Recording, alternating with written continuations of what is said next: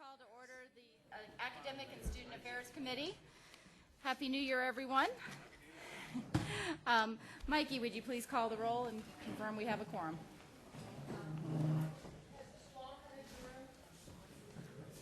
Who's here? Mrs. Frost? Yes. Dr. Marshall? Here. Mr. Martin? Here. Commissioner Robinson? Yes. Mr. Stavros? Here. Dr. Yost? Here.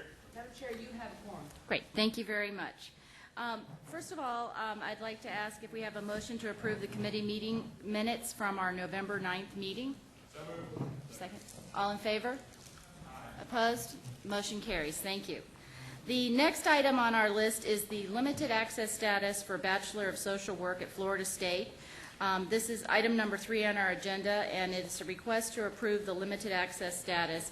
As a professional preparation program, students are required to complete an internship to graduate, and those with less than a 3.0 grade point average are generally not competitive for acceptance into that limited number of internships.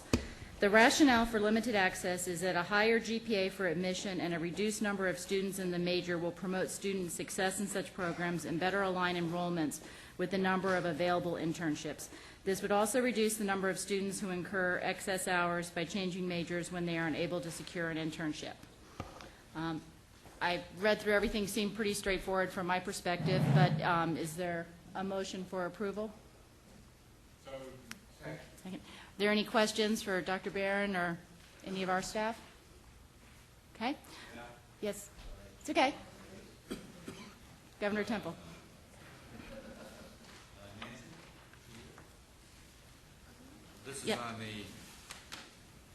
This is on the limited access program. Mm-hmm. I asked a question during my phone briefing, and I thought they had the numbers backwards. That are we allowing more people to go in with lower GPAs? No, we're trying to increase the GPAs. Well, that's not what this. That's not what this says. Right now, the current GPA really is just 2.0 for getting into the university, especially from community college. What they're wanting to do is increase the GPA to a 2.5 as the minimum to get into the program. Okay. Okay. Any other questions? See, we really do read this stuff most of the time. All in favor? Aye. Opposed? Motion carries unanimously. Next, I'd like to call on Dr. McKee to come up and give us an overview of the next couple reports.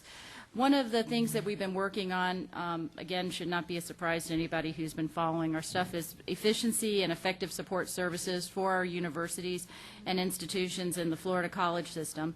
Okay, so I'm doing this at great peril, but I also have to hand the floor over to the Chancellor. I have a perfect record for running an on-time meeting, Chancellor. I would like to. Let's see what we can do about that. I would like to preserve that. No one should be perfect. Now, we've talked in the office the other day, and I asked Dr. McKee for the chance to tee this one up, Madam Chair and members, because we're going to be visited a little later by Will Weatherford from the House of Representatives on a subject that is even broader but directly germane to these conversations. For a long time, people have discussed in Florida a better articulation among the different library delivery systems, not just the libraries of the state university system and the Florida college system, but public libraries, et cetera. And that includes the K through 12, pre-K through 12 libraries as well, to see if in fact we might not find not only greater efficiency but greater opportunity by better aligning those systems. Now that sounds a lot easier than it actually is in terms of practicality, because the missions of each of those library systems are different based on the constituency that they serve. Be that as it may, for the last 18 months, we have brought to the table a remarkable group of men and women who represent all of those different delivery systems and had them working on a business plan as to how we could reorganize our library systems and create a common automated process that would allow people in the K through 12 system access to the same system with Chinese firewalls built in to make certain that indeed at the end of the day people could go where they needed to go without going where they shouldn't. And so by virtue of that fact, after 18 months' work, the business plan, how we would organize it, how it would be governed, the appropriate platform schematics to ultimately see this automated system created have been worked on and are being developed. And I have to tell you, it's been a wonderful process to watch. These folks have done a remarkable job of breaking down the barriers between the different delivery systems to ultimately come up with a business plan that I think is going to capture the attention of the state of Florida, in not just the institutions, but including the Florida legislature. And we're already getting great feedback from the legislature on this approach. At the same time, and if you look at item 5, it has to do with the final report on the work group on the alignment and enhancement of online academic and student support web services. The idea here is that when people want to access information and academic programming electronically, that there are also today a myriad of systems of services dedicated to support that individual as they navigate that academic or informational system and opportunity. But once again, there has been long discussed the desire to see a more organized approach to all of those online services created. That includes a governance structure, bringing in line the different offerings that are out there for those services so that they're easier to access, that they are aligned in a way that will make them easier to navigate, utilize for purposes of ultimate success. That business plan, we decided to use exactly the same format, to get a group of very smart people together who are the providers of all of those online services, put them in a room and have them see if they could come back, tamp down the barriers that have divided them and the different approaches to all of this, recognizing that it needs to be a unified approach for purposes of ease and efficiency, and come back with a report. That report is now virtually complete. At the end of the day, what we envision is ultimately an organized approach to all of that. Consider, if you will, the opportunity for an individual to access through a portal approach a number of academic programs and web-based services, whether it's a freshman at the University of South Florida who is taking a blended course in harmony with their traditional coursework, whether it is a person from the military who is interested in completing their degree with credits that they have brought in after 3 deployments from various online entities, whether it is someone who has 90 credit hours but left Florida Atlantic University and we want to now retrieve that individual and help them to finish. Put all of this together, it will ultimately, if successful, and we believe it will be, get us to the day and time where not only are we creating greater efficiency by tamping down the redundancy and the different approaches to the same issue, but ultimately see greater access and greater organized opportunity for the user. So these are 2 very, very important reports. And I think now that the legislature stands poised and ready to begin to take up these reports, begins to give way to the day and time where this all becomes a reality. So Dr. McKee is here to quickly, and she promised she would, as I promised I would be brief, quickly navigate these reports for you so you've got a consolidated view of exactly the long-term work that these groups have been doing, Madam Chair. Thank you. Nancy, Dr. McKee. Thank you. The Chancellor mentioned that the library effort had been an 18-month effort. He and Chancellor Randy Hanna from the Florida College System jointly appointed a task force on the future of academic libraries in Florida in July 2010 and gave that task force the charge of creating a strategic plan for post-secondary libraries. It did have broad representation on the task force from both of our delivery systems. We had the library deans, provost, chief information officers from both systems, but we also had on that task force representatives from K-12, the public libraries, the state library, and even ICUF institution, the private nonprofit institutions were on the task force. At the end of the day, they developed a business plan that had unanimous support of that task force, and they've created a structure that will be adaptable to the needs and of potential new members that may want to join. Let me briefly tell you the task force report primarily focuses on two organizations. We have the Florida Center for Library Automation that serves the libraries in the state university system, and then there is a comparable entity that serves the Florida college system. And to give you an idea of what these organizations do, you can see on the screen that they offer centralized services to all the libraries in our respective delivery systems. The library catalog just in the university system has over 10 million unique records. Now that means that if, say, 3 universities have the same book, there's one unique record showing 3 locations of that book. So our catalog has over 10 million unique records. Last year alone, students and faculty conducted over 16 million searches of that catalog. FCLA, our Florida Center for Library Automation, also licenses databases on behalf of all the institutions. They have some money for the databases.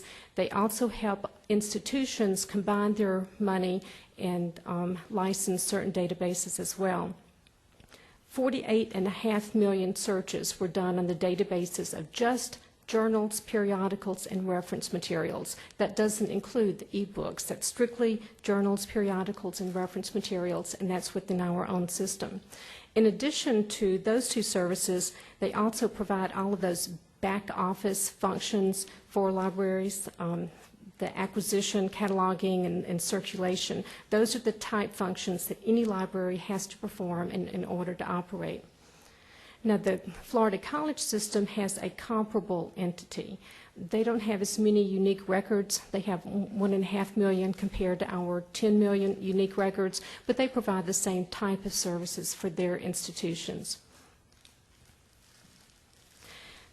Last year, the legislature directed the 2 chancellors to develop a plan that would establish one organization that would serve both delivery systems, rather than having 2 separate entities. And they had certain components that they wanted to see in that plan. They wanted us to address the governance structure, staffing, the technology, the budget, come up with a timeline and implementation strategies to do that.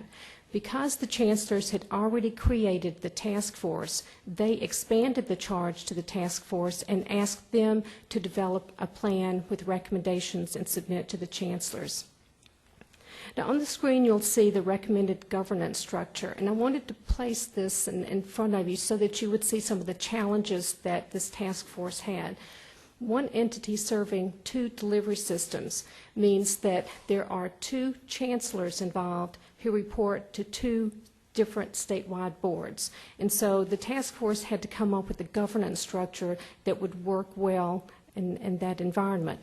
That same challenge existed for the staffing. We have the staff in the university system is actually a part of the University of Florida, and the college system, they contract with Tallahassee Community College. So there are different personnel policies, different pay scales. And so we've had a lot of challenges in trying to create an entity that would serve both organizations. The recommendation in the plan was to create this new entity in July of 2012, but during the upcoming year to have both entities, FCLA and CCLA, to continue providing services to the libraries while the new organization is taking root. At the end of the fiscal year in 2013, then those 2 organizations would go away, and by that time the new organization would be ready to stand on its own. We'd still have a lot of issues that need to be resolved, and you can see on the screen some of the immediate next steps that the chancellors will have to decide. 2 of the key ones will be, where will this new organization be located? Right now, ours is located at the University of Florida in Gainesville. The college's is located here in Tallahassee at TCC. We'll also have to come up with a contract institution, but we need to develop the contract before any of the institutions will see whether they want to actually contract for this organization. So, Madam Chair, I can either answer questions for the library plan, or I can go ahead and present the Florida Distance Learning Facts.org plan and answer questions at the end. What's the preference of the committee? Would you like to go ahead and hear the other presentation, and then we'll go into, okay. Yeah, Madam Chair, and again, to set the stage, that was the library piece. What we're talking about now are the services, if you will, piece of this equation. There are two key state-funded cross-sector student online outreach and support initiatives that serve both of our delivery systems, the Florida Distance Learning Consortium and the Florida Center for Advising and Academic Support, whose sole purpose is to support the Facts.org initiative. A primary responsibility of the Distance Learning Consortium is to build and manage the online distance learning catalog. Now, that catalog provides access to distance learning courses and degree programs for students. The total degree programs in the catalog currently is somewhere around 700. Now, that includes the degree programs from the university system, the Florida college system, and even some of the private institutions have their programs in that catalog. The Facts.org, and Facts actually stands for the Florida Academic Counseling and Tracking for Students, and it's a statewide computer-assisted student advising program. Within the past few years, they have also started offering services to middle and high schools, but for the purposes of this report, we focus strictly on the post-secondary services that Facts.org offers. Now, the chancellors of the two delivery systems jointly created a work group, and their charge was to develop a high-level strategy to align and enhance services provided by the two organizations. Like the Library Task Force, we included a wide variety of university and college staff on that work group. We had registrars, admissions directors, academic representatives on that group, because we wanted the people on the institutional level who actually used both of those services to be able to tell us what they felt, where the efficiencies should be gained, what services that they used, and what services that they felt that they did not need. The work groups were charged with reviewing also the mission, budget, scope of services, operational efficiencies, and developing a strategy for enhanced web services. That work group recommended creating a new organization that would replace the two current organizations. They also recommended eliminating services no longer needed by the institutions and focusing on becoming the primary online web clearinghouse of information on the offerings of the post-secondary institutions in Florida. And they also recommended having clear accountability to the institutions and students. They spent a lot of time looking at the specific services that they needed and that they felt that the students needed. And you can see on the screen that the focus would be on providing services at a statewide level and connecting Florida citizens to the specific institutions. It's not duplicating services that are best provided by the institutions themselves. So the new model would provide a one-stop place for current, prospective, and returning students to shop each institution's catalog for programs and degrees to meet their needs, and then to hand the students off to the individual institutions for registration. The timeline for the new organization would be being created as of July 1st of 2012, but during the next 2 fiscal years that the organization would be eliminating services that aren't needed and then expanding the scope of the new services. They also recommended that for the long term that consideration should be given to transferring this entity, this new entity, to the new library organization. Now, this work group actually had their discussions after the Library Task Force. The Library Task Force didn't look at it in reverse. They did not look at the Facts.org and the Distance Learning Consortium, but this one recommended for the long term that we should consider combining those organizations. Now, the Library Task Force report has already been submitted to the legislature. It was statutorily required to be submitted by January 1st. We did meet that deadline. The legislature did not require a report for Facts.org and the Distance Learning Consortium. That was an initiative of the two chancellors. The work group has submitted their report to the chancellors, and they're in the process of reviewing the report and recommendations. And Madam Chair, I'll be glad to answer questions. Great. Any questions from this group? First of all, having followed this for a year and a half or two, thank you for all your effort and time and all the staff. I know this has been a long, consuming project, and trying to bring about this kind of shift and change is never easy. Is there anything you need support-wise from any of us, as it's hitting the legislative arena, or do you think it's on a pretty solid course? Madam Chair, that's a great question, and yes, it is beginning to find its way into the legislative process. So we anticipate seeing some sort of a legislative response to, at a minimum, the library automation piece, which is the first plan out. But I would suggest to you that we now have the piece on the advising and academic services component, and it's hard to look at one without looking at the other if you're in the legislature, and that's understandable. So, to your point, I think as we see what the legislative intent ends up being with all of this, and there's great opportunity here, at that point we will report back to you on what it is that what we see and what our approach to that should be, if that helps. Thank you. Any other questions? Again, thank you for all your time and effort. Okay, to begin our student affairs portion of the agenda, I want to first acknowledge the tragic death of Robert Champion this past November. He was a FAMU student we've all read and heard a lot about, and also a member of our SUS community. Our sincere condolences go out to Robert's family as well as all the members of the FAMU community for this terrible loss. To help our board stay apprised and updated on the activities of the FAMU Board of Trustees, Chair Colson invited Dr. Solomon Badger, who is the FAMU chairman of the Board of Trustees, there to attend our meeting and provide us a brief update. As there are ongoing criminal investigations as well as the investigation by the board's Office of the Inspector General, we're limited in what we can discuss regarding the specifics of the incident and responses to it. However, Chairman Badger will be here, and we do appreciate your taking time to give us an update.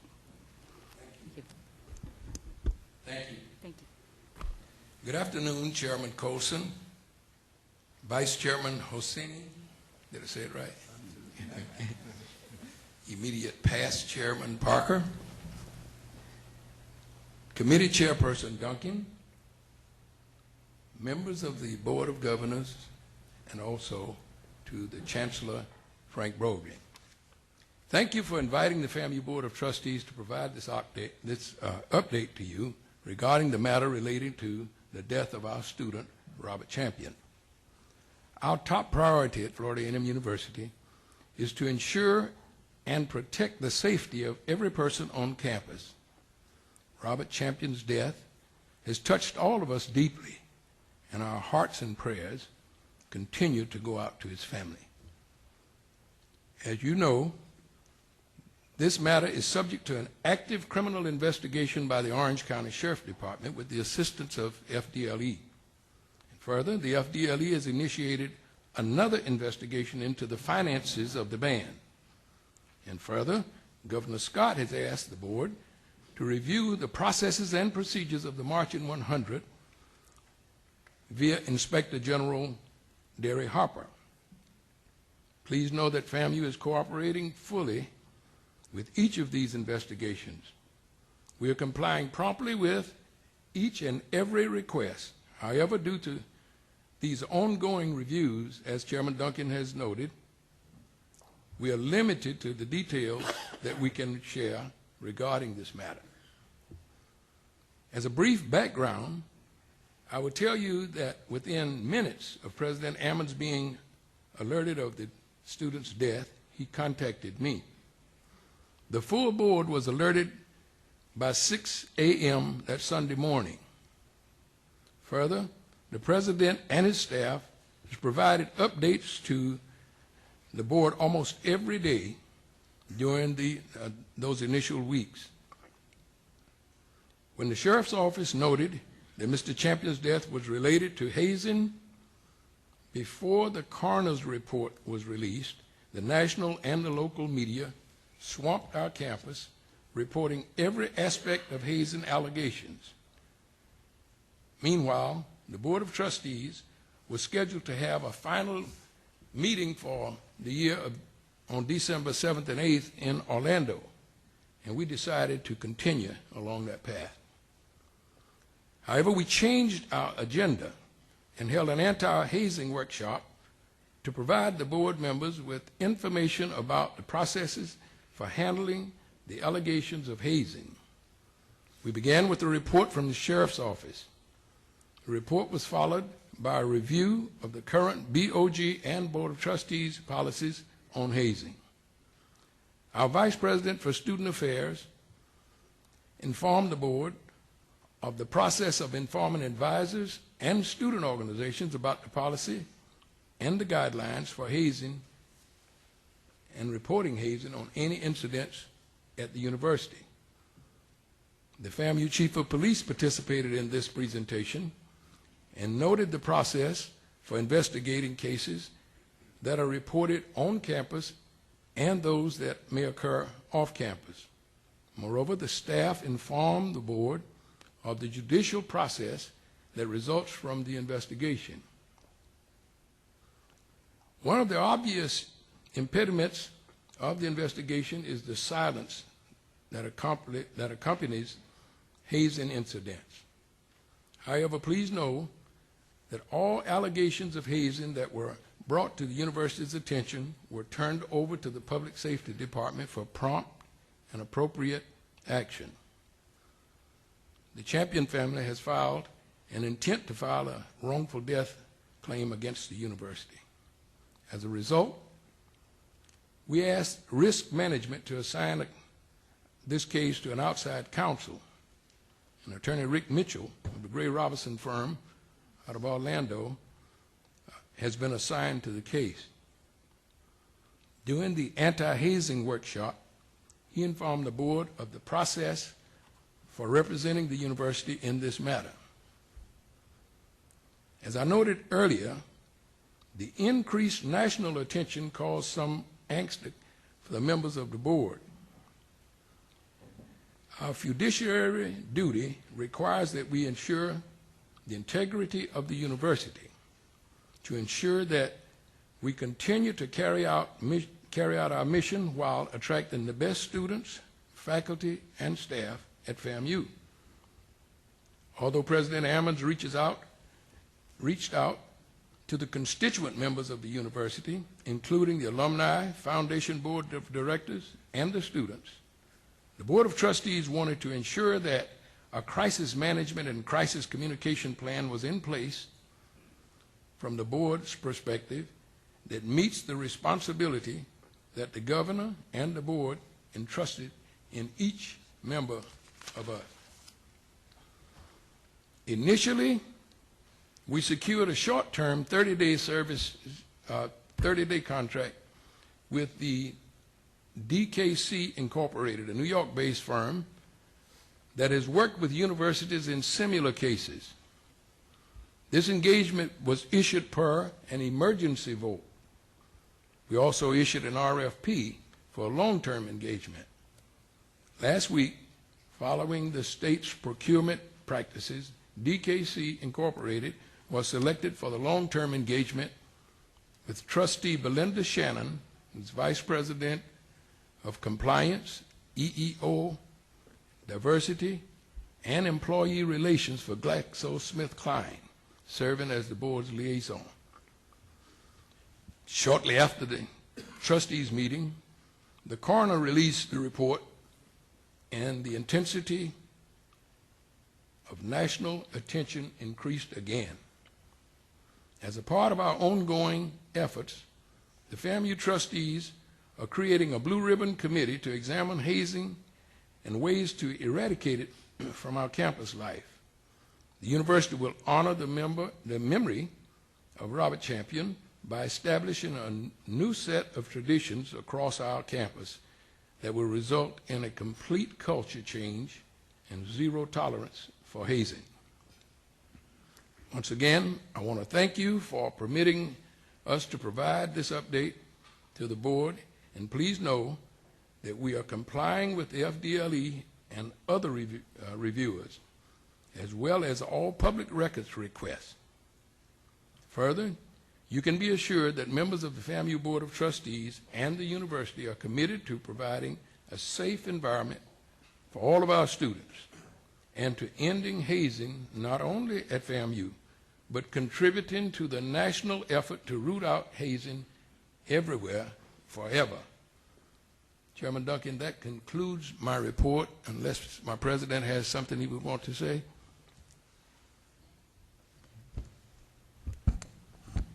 Madam Chairman, Madam Chair, and members of the board, colleagues, I want to thank Chairman Badger for being here today and for communicating with the Board of Governors on this tragic issue for Florida A&M University. And I just want to reinforce that our top priority at Florida A&M University has been and still is the health, safety, and well-being of all of our students, faculty, staff, and visitors to our campus.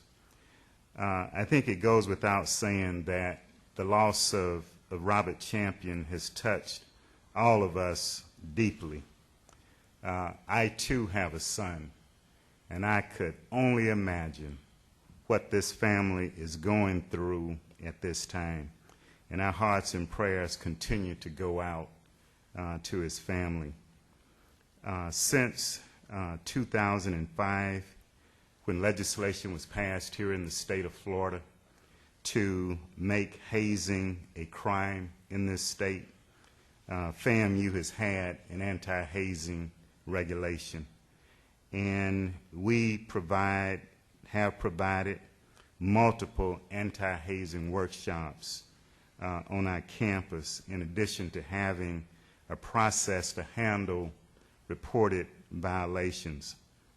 In fact, last fall semester, prior to Robert's death, we had more than 20 workshops for our student organizations, attended by nearly 1,100 students. Yet this national problem continues as a hidden culture shrouded in secrecy. This code of silence impairs every university's ability to rid their campuses of these insidious activities. We regret this tragedy and this loss of life, and we are committed to providing a safe environment for all of our students and to ending hazing at FAMU, and also contributing to a national effort to root it out. Accordingly, the Board of Trustees and the FAMU administration will continue our efforts to break and end this culture of secrecy that is a major component of hazing. And while we acknowledge the complexity and difficulty of this challenge for all universities, our goal is to eliminate this pattern of destructive behavior from our campus. Thank you very much. We very much appreciate your time and joining us. We know you have a lot going on, but I think it is important our committee and our board stay up to date on this important issue. With that, I would also like to let the committee know that I had called for a conference call with the student affair VPs back on December 7th to touch base with them on what are the best practices and the policies and what is happening around the system. This is not unusual. We did this after there was the first student safety issue that Chair Perez headed up after, I think it was for the Virginia Tech incident. We've worked on things together with this group, such as the drinking on campus and a number of other issues. And we do have an amazing group of VPs of student affairs that are very committed and truly very cutting edge across the country in what they do. And so I felt this was an appropriate thing to maybe make sure that we are all up to speed. I would like to report that it is clear there is a no-tolerance hazing policy in the state SUS, and pursuant to Board Regulation 1.001 and Section 1.006.63 of the Florida statutes, all universities do have hazing definitions, policies, prohibitions expressed in their respective University Board of Trustee approved Student Code of Conduct. More importantly, I think our institutions really are trying to be proactive and provide education and training to the student leaders and the professional staff on the best practices for campus to maintain a safe environment in which hazing cannot thrive. With that, I would like to ask Dr. Ihas maybe just to come up and give us a brief update on their continued dialogue on this subject. Thank you very much. I just want to start by indicating that the Council for Student Affairs definitely stands ready to provide support and leadership in moving forward to assist our colleagues and to make Florida a place that is safe and develops a culture of care and respect on our campuses. I want to assure the Board of Governors that all our institutions have policies, as the chairwoman has said, procedures and initiatives in place to strengthen and support a culture of care, respect, and safety on our campuses. We are in the process right now of conducting an inventory of best practices within our institutions, and will be ready at a future meeting to provide insight and recommendations to this committee as far as carrying this a step further and strengthening what we all do in the system. Secondly, I guess I want to say that we continue to meet and be available to our colleagues. We have regular phone calls. We have regular meetings to talk about issues that are occurring on our campus, not just issues of this nature, but other issues.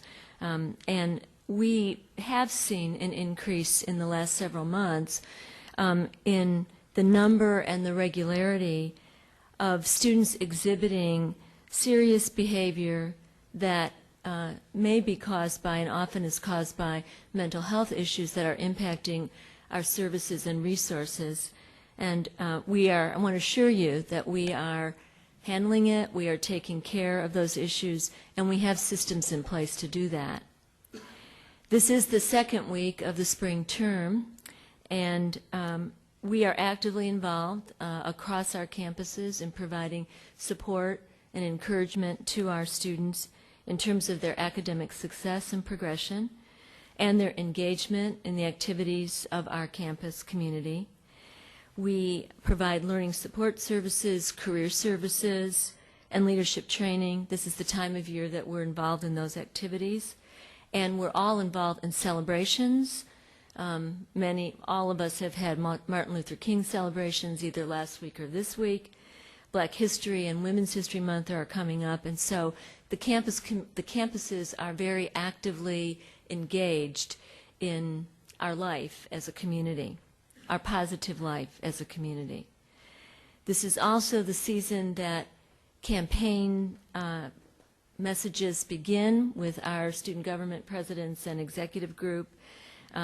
Elections will be happening shortly, and so it's an interesting dynamic time on our campus communities. And with that, that concludes my report today. Thank you very much. Also, just one other note, our staff has been continuing to work with the governor's office. They had requested kind of what was our system-wide approach, and that communication is also ongoing. I'm going to get to Governor Long in a moment to kind of help with the student updates and perspective, but also wanted to call on John Rogers, if we could, for a moment, because, again, we've got the faculty, the staff, we've got the students, but we also have alumni, and we have kind of reached out, and I wanted John to give us a little update on that perspective as well. Thank you, Madam Chair. In fact, you were the one with a thoughtful idea that maybe we should explore what role our alumni associations could play addressing hazing. So we've reached out, we've talked to a few of our alumni directors around the system. As good fortune would have it, there is a state system, it's called the Forum of Florida University Alumni Associations. They're meeting today and tomorrow as a system. So we put on their agenda. They're chaired by Scott Atwell at FSU. So they'll be meeting this week, and we really feel positive about something coming out from there. He was very interested in this and what role they might be able to play. As you know, they are true professionals in the use of the tools of the media as far as informational campaigns and outreach. So we really feel good about that, and I'll report back to you after this week and they get together. Great, thank you. Before we go to Governor Long, are there any questions for Dr. Ehas, or, yes? Well, I have one for Yes. Chairman Okay, sure. Badger. Yes. Mr. Chair, thank you for all the hours you're putting in this. I know it's changed your life the last 60 days. Because of this incident and what's arising from that incident, as well as the audit issues that were developed, that were prior to this, do you feel that you have the resources necessary to do what you need to do? And if not, what do you need and how can we help you get it? Because I'm willing to help you get it if you don't have the resources that you need to get done what you're being inundated with public record requests. You got audit issues. You got, do you have the staff to do it? You replaced a bunch of people in your finance area. So do you have the numbers and the talent to do what needs to be done?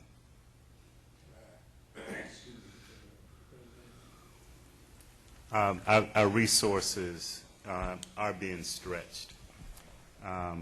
Given the recent years of budget cuts and all of the additional demands that we have on us during this period, resources are being stretched.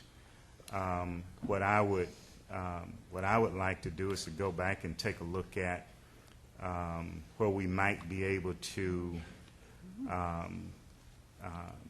appropriately request help if it's needed, resources that will be needed, and get back with you. But at the current time, we are making do with what we have, and we have brought on an external firm to help us in regard to the media public relations requests, which are many each day.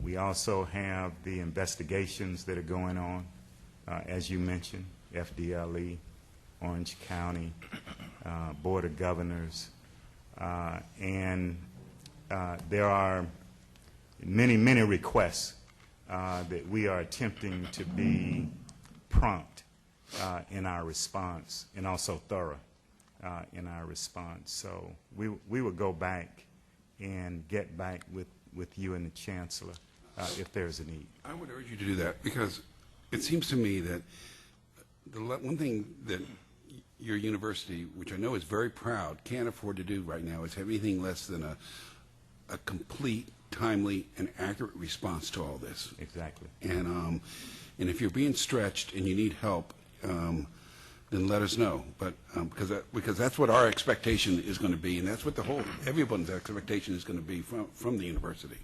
So I appreciate it if you would get back to us. Okay, and I appreciate the offer. Chairman Badger, just a question for you. Yes, sir. Mr. Chairman, do you believe that your board, the Board of Trustees, I want to separate from administration, that the board is absolutely getting the information it needs to make the decision that is necessary?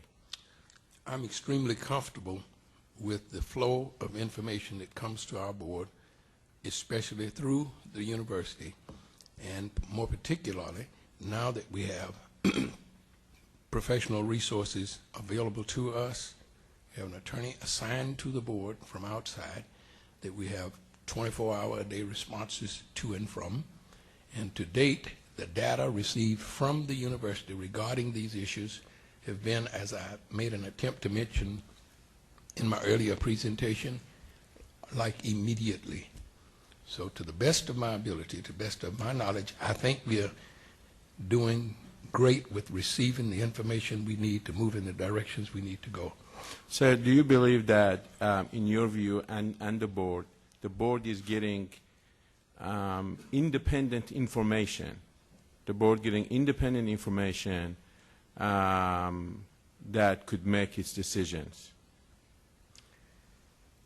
Depending on, can you describe independent a little bit for me, please?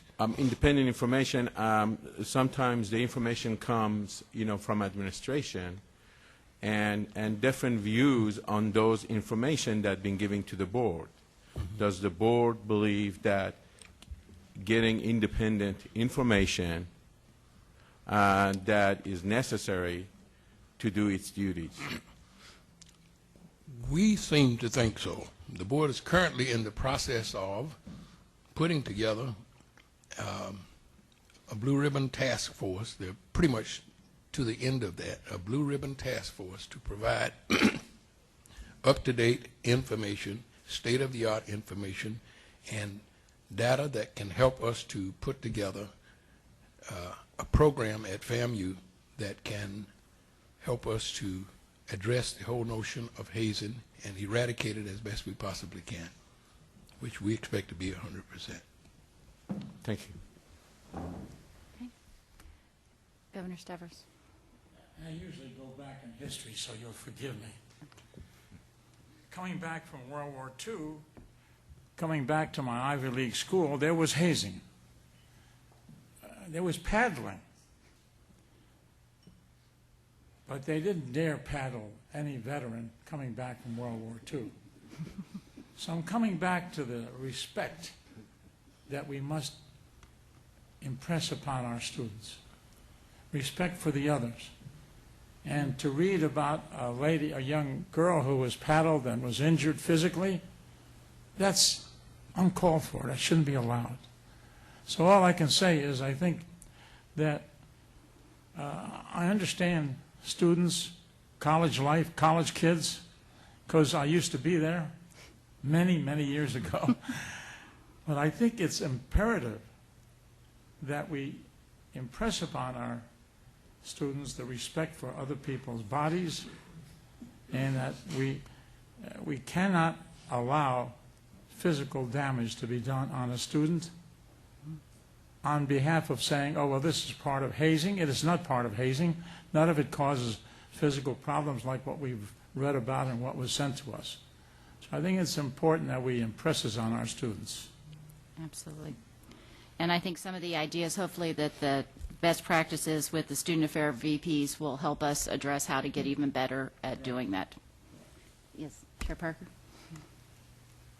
Dr. Badger, I think that the Governor was saying he may feel better with your response to his question if you talk to him about whether, about maybe the reporting process for your outside professional assistance. That is, I guess that the question is whether the board is receiving information, from the outside counsel and or professionals that you've hired that goes directly to the board, or is it information that goes to the administration and from the administration to the board? If you can respond to, I guess, maybe the flow of information that may assist in responding to his question. Okay, let me try it again. We have a direct relationship with private counsel, and we have a direct relationship with the crisis management, crisis communication team. I mentioned earlier that we have a representative there, but we all still have a 24-hour-a-day direct contact with him. We don't necessarily get everything filtered through the university. We do receive quite a bit of information from the university, but the board has its direct relationship with those two entities as well. Okay. I'm sure if there's, sorry, yes, Governor Martin. In terms of the Blue Ribbon panel that you talked about, what's the time frame for them coming up with their recommendations? They are beyond the point of identifying X number of people. It's restricted to 5 individuals, and they're beyond the point of identifying enough people to select 5 from among. They've interviewed them, and they're in the process now of doing some of the same kinds of best practices reviews from around the country that was mentioned a few minutes ago. I would expect that within a few days, we will know from the committee that's doing that exactly when, who, and the beginning time and date for that committee to get started within a couple of weeks at best. And the persons that are making the decision on the panel, they're members of the board? Members of the board as well as appointed staff people to do most of the, and then the board has to approve the persons that are presented. Belinda Shannon, the woman I mentioned a few minutes ago, our board person, liaison person, heads up that entity, and she's doing it. Doing a very effective job of it, too. Thank you. Thank you. Obviously, if any of the board members have more questions, I'm sure we can get with staff and make sure that they get answered here. Again, thank you for your time, and again, the Champion family continues to be in our thoughts and prayers. With that, if we could go ahead and get the student update from Governor Long. Are there any student government reps out there that we can recognize today? Please. Great. Breon Love. Thank you.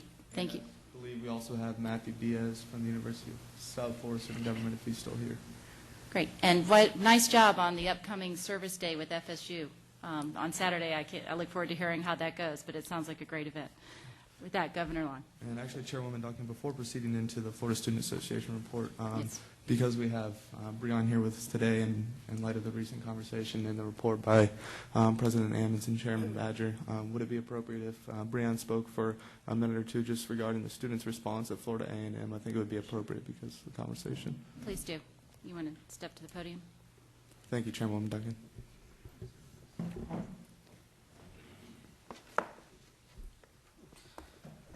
Thanks, Governor Long. To Chairwoman Duncan, Chair Colson, Vice Chairman and members of the Board of Governors, good afternoon.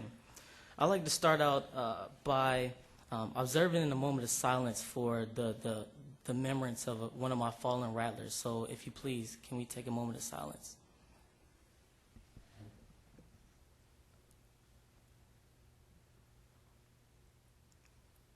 Thank you.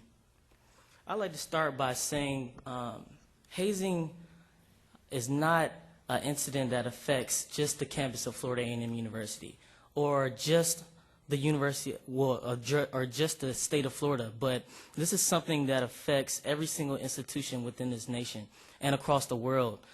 So at a student perspective, we must remember that a change must come from the students, supported by faculty and staff.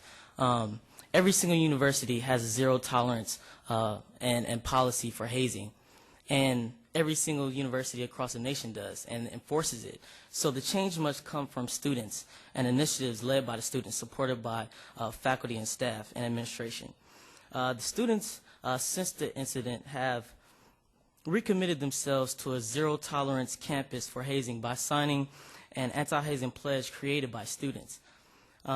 We've initiated a series of anti-hazing forums led by me and administration, and we've brought in different people that are relatable to students and can really talk about these different issues that have gone through them and know what it takes to really make a change on our campus in this issue.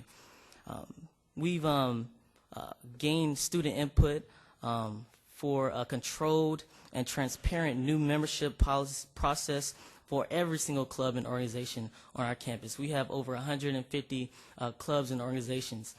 For example, we have Greek letter organizations that are overseen by district, regional directors, and a national director. But we need to collectively come up with a process that will govern those smaller organizations that might have 300 members, but you just have one faculty member supervising them. So we've really been getting student input on how we can really come up with a process that will oversee all of those organizations and have a controlled process. Students are creating different initiatives to raise funds to give out scholarships in the name of one of our rattlers, Mr. Champion. And so we've come up with a lot of different ways and initiatives to raise money. We are bringing Crime Stoppers on campus, so students will be able to call in and let them know without any pressure about things that are going on to help out with that. We also are implementing, actually by fall 2012, we'll have an online statement that must be signed by every single student before they can register in the classes, saying that they know the policies, they know we are a zero tolerance university for hazing. Thank you, and I'll take any questions at this time, if you have any. Thank you for being here, and keep up all the great work you guys are doing. Thank you so much. Okay. Governor Long. Just briefly in response to hazing, I'd like to sort of echo Breon's statements. This is not a problem that is unique to Florida A&M University. This is a national problem. In addition, this is not a problem that's unique to fraternities, sororities. This is a problem of students' respect for one another, like Governor Stavros said. And Breon is right. This is something that needs to be addressed within the students, and this is a problem that we have in our young generation. It's something that we need to overcome, and with the help of faculty, staff, mentors, fathers, mothers, we can overcome this. It's not just physical abuse. It's not just physical abuse. I mean, verbal abuse, anything that prevents someone from being accepted into a group, an organization, feeling home, feeling like they're within a community.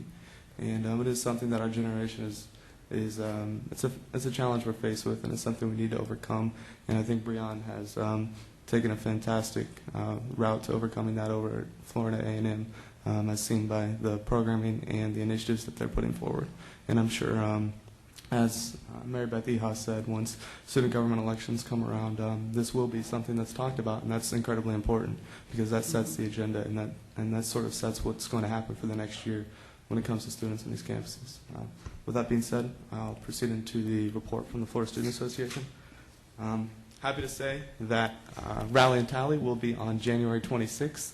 That is next Thursday. It's kind of hard to believe that it's already here. We're sort of finalizing our legislative meetings, getting everything taken care of at the Capitol. For any of you who will be here, please attend. We will be meeting at the steps of the Capitol at 1 p.m. For the rally. We will start notifying the press, and we have invitations into the governor's office and various members of the legislature, and we hope to have a great line of speakers. There we will announce our legislative agenda for the organization for 2012. And a few things that are on that agenda are obviously very pertinent to our organization right now, particularly Senate Bill 1508 and House Bill 931 in reference to the Board of Governors student representative position. That is something that we're following very closely, and our current stance, as I'm sure all of you know, is that we're opposed to any constitutional change to the current wording relating to the position. In addition, the FSA, as you all know, is in support of the CITF legislation that is currently being proposed by Senator Flores, and we're going to be working with her to move forward with that. And rather than going through the rest of the legislative agenda, I would just like to highlight a few things. As Governor Duncan said, the Florida State University and Florida A&M partnership for the Community Service Project is coming up, and that's just an incredible opportunity for students to get involved and give back to the Tallahassee community. They'll be out there with gloves and probably still sweating in this cold weather, helping to clean up the streets and make it a more beautiful place and sort of feel a better sense of community. And these kind of partnerships and events are really what will build that respect amongst the students and our young generation. So that's an incredibly important program, and I'm very happy to see that Breon and Avi Asadan, the student body president of Florida State, have continued with that tradition. There is one other matter that I'd like to bring up. First off, I'd like to apologize for Mikey and the rest of the members of the committee when I wasn't here for roll call. We actually had a group of students from the Florida Student Alliance for Action, I believe. They're calling themselves FASA. And it's a group of students who are involved with social change organizations across all the universities. And it's a rather large group of students who the Florida Student Association has been in constant contact with. One of their leaders, Matthias Kaplan, was here today outside in the office, and I went to go speak with him and a contingent of his students while they were doing an interview. And as all of us are, they're concerned with tuition, and they're concerned with representation on the Board of Governors. Their organization and their group of students has banded together with the Florida Student Association in support of the student representation on the Board of Governors. I do believe that they would like to see more representation. We haven't had a chance to speak about that in a great deal at all. First I've heard about it today, but we will be looking into that and have conversations with staff and the Chancellor. With that being said, thank you for the time, and I'm looking forward to the rest of the meeting. Thank you. Real briefly, I heard there was a Chair McDevitt sighting in the back of the audience there somewhere. Sheila McDevitt, welcome back. Oh, there you are. Welcome back. Making sure we're staying on the right path. Okay, I knew it was a mistake to give Chancellor Brogan that long on our agenda. So we're going to pick up the pace here a little bit, and Mr. Chair, I hope you'll indulge us. We may run just a couple minutes over. The next thing on the agenda is the Academic Program Coordination Project. You guys know this one is near and dear to my heart. In the essence of time, suffice it to say, I have thrown a rather strong challenge out to our provosts, who will be gathering tonight. We had a great first round of information. It was a great baseline setting. The real goal, I think, though, now is to not just run programs through because we know they're low enrollment and we make a reason and we explain that and we do it and we have a lot of busy work. It's to really, how do we take this information and really help us make better system-wide decisions now, not just look at institution by institution, but start to look at the information as a system, and how do we get a little more I'm not sure quite what the right word is, but how do we make our analysis more meaningful and make sure that the time being invested both on our staff side and the institutional staff side is worthwhile, and it's helping the trustees at the campus level make good decisions, and it's helping us make good decisions. So there will be more to report after this next meeting with the provost, and I may even need to do a brief committee call if there's something with action that needs to come out of that prior to our next board meeting. Face-to-face, but if you will, just let us kind of keep running with that one for right now. I would appreciate it. Secondly is the adult degree completion pilot, one of my other pet projects. So I'd like to call Pam Northrup up, if she would, to give us a brief presentation. I think you guys will all be excited and pleased to hear the progress that's been made on this front. Thank you. And I will move quickly. Thank you. Okay, our pilot partnership that we have talked with you about a couple of times includes 5 institutions, the Board of Governors, of course, and the Florida Distance Learning Consortium. We've been meeting for several months in talking about how to put this model together so that we can accelerate time to degree for our students that have stopped out of school for whatever reason in the state of Florida. So we have as a purpose of the project, and you're very familiar with this, to test innovative, scalable, cooperative program models and instructional strategies to increase the number of Floridians holding baccalaureate degrees aligned with fast-growing occupations and overall workforce demands. So what we've done is we've talked a great deal. We've studied other states that have initiated these statewide degree completion programs, and we've established a model. Our model, of course, audience, reentry students, it includes our military and veterans. In the state of Florida, we have many veterans returning, coming back to our campuses, and of course many active duty military folks that are around the state of Florida that are taking courses and degree programs, and we want to be a part of that as well. Curriculum innovation is something that our group is looking at. We're looking at how to accelerate the time to degree. So we're looking at certainly distance learning, using our very expansive distance learning programs in the state of Florida. You heard a little bit about that already. In the SUS, we have 27,000 courses that are being offered at a distance, 127 baccalaureate degrees, 172 graduate degrees, and 337 certificates. So in Florida, we do a great deal with distance learning already. We have a lot of expertise and excellence, and we're putting that to work to figure out how to accelerate, how to offer shorter courses, how to deal with things like prior learning assessment, how to deal with competency-based education. We're going to look at all of those things as we work through this model.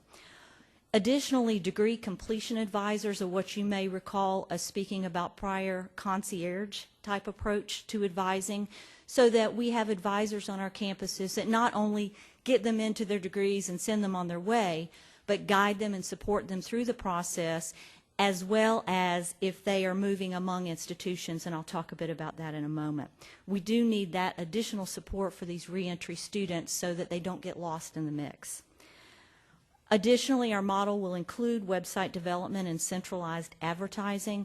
You heard a little bit about the portal or the concept of the Florida Distance Learning Consortium, facts.org, the library system coming together into one kind of services structure.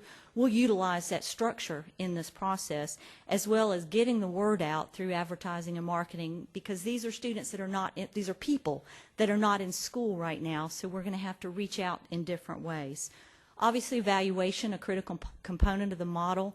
We are proposing a 2-year pilot, which means that we're going to move very quickly through the process, but we do need to continuously look at what we're doing, what's working, what's not working, so that at the end of that 2-year pilot, we'll have a workable, scalable model so that we can expand this to other programs.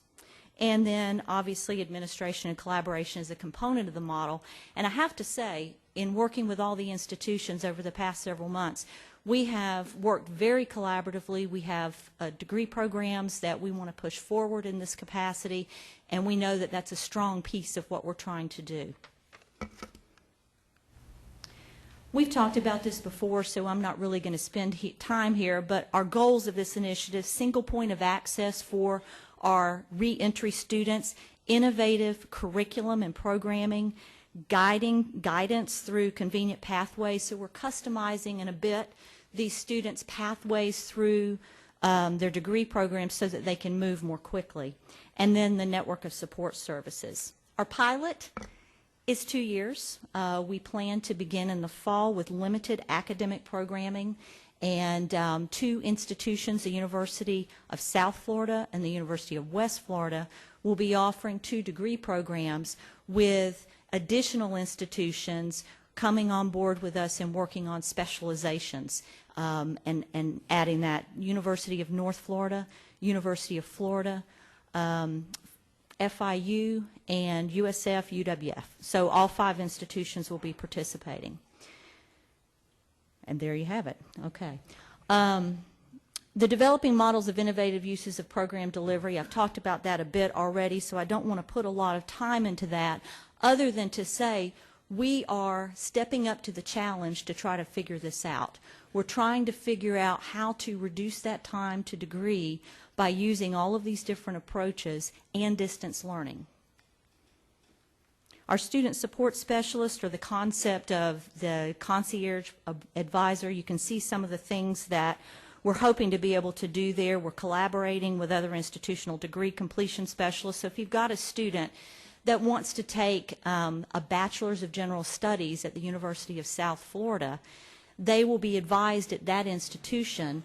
But we are, if you think of this as building blocks, the other institutions will have specializations that a student can get their Bachelor's of General Studies, but there's several specialization possibilities that are aligned to workforce demands. So it could be public admin, it could be public health, it could be hospitality, it could be business, etc. And all of our institutions are coming together to come up with that list so that the student that is being advised through this process will be able to select their degree and then select a workforce occupation that will help them to either get a job or to enhance their job in wherever they are. So the process is to select your degree program, Bachelor's of General Studies at USF, or the Bachelor's of Interdisciplinary Instructional Information Technology at the University of West Florida. Select a specialization from the list of all the institutions that are participating, and then complete the degree, obviously, with significant guidance and support along the way. We don't want these students to stop out again. They stopped out for some reason to begin with, so we want to continue to encourage them and guide them and help them to get through the program.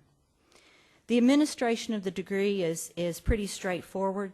The admissions to the program will be through the degree granting institution. Advising will happen through the home institution, which is the degree granting institution. Concentrations, specializations, certificates will be available from an authorized list, so the list that we're determining at this time is the appropriate list from all of the institutions, UF, FIU, UNF, UWF, USF. Student credit hours will accrue to the institution offering the degree, and then degree administration through the home institution. So pretty straightforward. The way we're accomplishing this, or how we intend to accomplish it, is through a pilot coordinating council. So it'll be representatives from each of the 5 institutions, as well as Board of Governors and the Florida Distance Learning Consortium, to develop the plan, develop the list, begin to offer courses, test the idea of competency-based education, prior learning assessment, reduced time in class or online, instead of 16-week courses, 8-week courses, maybe some 4-week courses, just depending on the content of the instruction, and figure out what works best for this population of students while we're continuing to align to SACs for reporting quality and assurance standards and guidelines. I mentioned formative evaluation. I think this is probably one of the most important components of this, is we will collect data along the way. We'll collect student success data across many things that we typically would collect, applications, acceptance, admissions, etc. Then we'll also be looking at the innovative delivery methods to see what really is working. Can we really do competency-based education in this discipline? Can we really do prior learning assessment in this discipline? So we'll be looking at that, and then the best practices that come from that. The data will be reported. We'll continue to look at it for continuous improvement. And in 2 years, we'll be able to come back and say, this is a model that works for the state of Florida. So our current status, we are working on the degree completion model. And our business plan is being finalized by our work team. We have 2 active degree completion programs in place already at 2 institutions, and then all 5 of the institutions will offer specializations and concentrations aligned to workforce demands. And then we are in the process of building cooperative program agreements among the institutions to share coursework. In final, we've been asked many, many times, how much would something like this cost if we were really, really doing it? We are suggesting, or we're planning about $1.6 million annually if we are to do this right. We have discussions, some legislative discussions underway. We're also looking at grants that maybe can support the initiative full scale. We're planning to move forward anyway in the cooperative program agreements and continue to try to figure out how to share courses among institutions. We're moving forward full speed with that. But to really roll up our sleeves and get into this concierge approach for advising, as well as the curriculum modifications that we would be making, we will be looking for that kind of dollars. So thank you very much. Thank you. Again, in the essence of time, since we're kind of running over, just I think as we continue to look at the dollars, we're all pretty, cautious about making recommendations for that. I think it would be helpful if we can get a little bit of the return on investment proposition of the number of students we think we're going to reach, kind of the fact that we've gotten them 60 to 90 hours in some cases down the road, and again, I think we need to probably tighten up that part of the discussion here and make sure all of us are on the same page with that. But I know you guys have met constantly. I apologize, I've missed your last call, but they're meeting constantly, and they're really making great progress. And I just think this is just truly a great opportunity to help students and the citizens, and to get a great return on investment to get us higher per capita with degrees across the state. So thank you for all your work, and President Benz, yes, and Ginshaft and all the presidents involved in loaning your time and support to this. Again, because keep in mind, we've given them no funding to get where they are thus far. So thank you again for all of your effort. I was simply going to say, this is one of those issues that's already getting a great response from the members of the legislature. This is an issue that they believe was long overdue, that people are on top of now, and they're excited about where this is headed in so quickly. Yes. Good work. Thank you. So with that, I will, yes, Governor Marshall. Madam Chair, I know you're time conscious, but you have a very generous chancellor. You'll understand. It's not the chancellor I'm worried about, it's the chair.